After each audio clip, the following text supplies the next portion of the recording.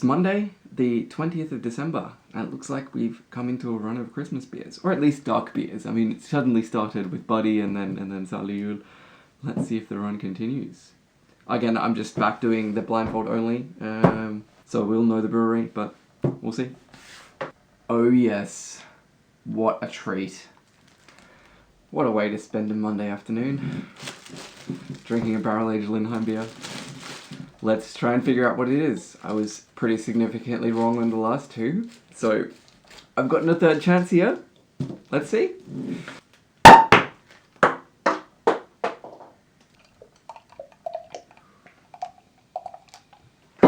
And in that excitement, I've just completely forgotten to put my blindfold on. Fuck. Oh well, I guess we're doing this one slightly less blind today. Well, I mean, that's sad, because this would have been a really good one to do blind. Well, it's bright red, so my brain is already going to sour cherries, or raspberries. That should be pretty easy to tell on the nose, shouldn't it? Oh, well. Yeah, I'm not sure the mask would have changed anything. I'm pretty sure that's Cheeserbach. Sour cherries. Oh. To think that this is the nose you can get on a beer which is under 4.7%. Damn. Just damn.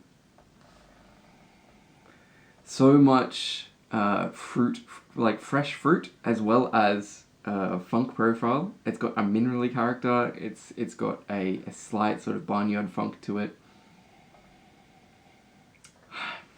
Right on the edge of it, it has a sort of wrapping of the acetic character, which tends to just accentuate the fruit when it's not too intense. Oh, it has those vanilla, like the vanilla sort of feeling of that you get from a really good sour cherry sour beer. It's winey. Oh, it's super cherry. Oh, it's like cherry pit. It is incredibly complex, incredibly good. My question is, and I can't pick this because I don't know the difference between the fruits well enough, but I know that Lindheim grows a kind of Belgian cherry called a Scarbeck's cherry, which is the kind of cherry which is like the super prized cherry from Belgium that they use in a lot of Belgian Creek lambics. Often, if it's using that cherry, they'll actually write Scarbeck's Creek on the label to indicate that it was using those cherries.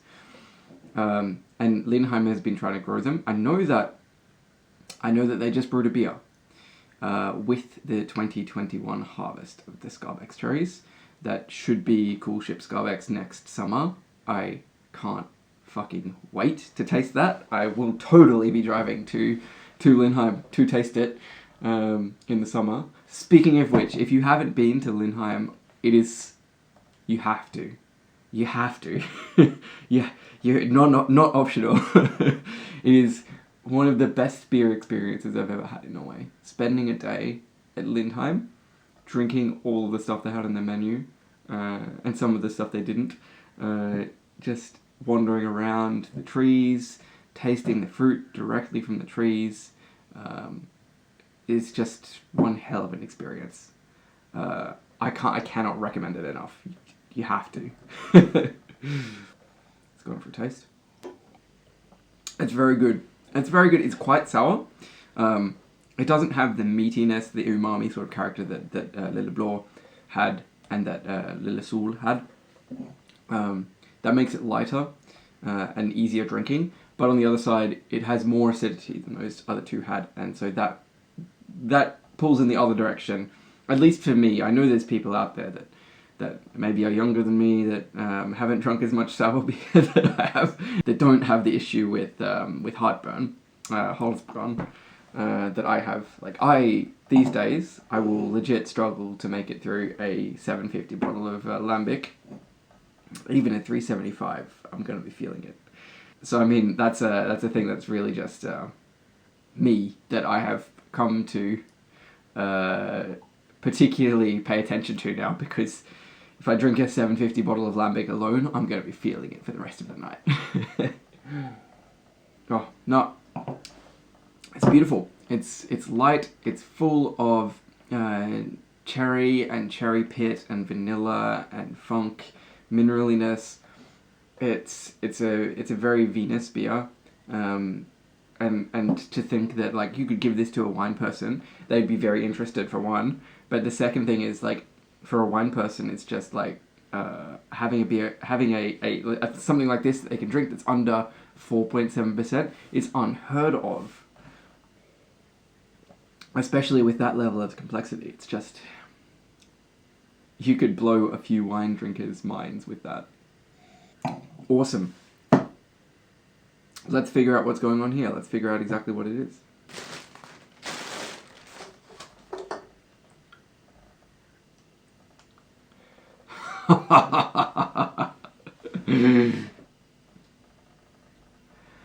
Fruktland. Now this is hilarious. This is an example of how your mind can just take a note and run with it, regardless of what you would like it to do.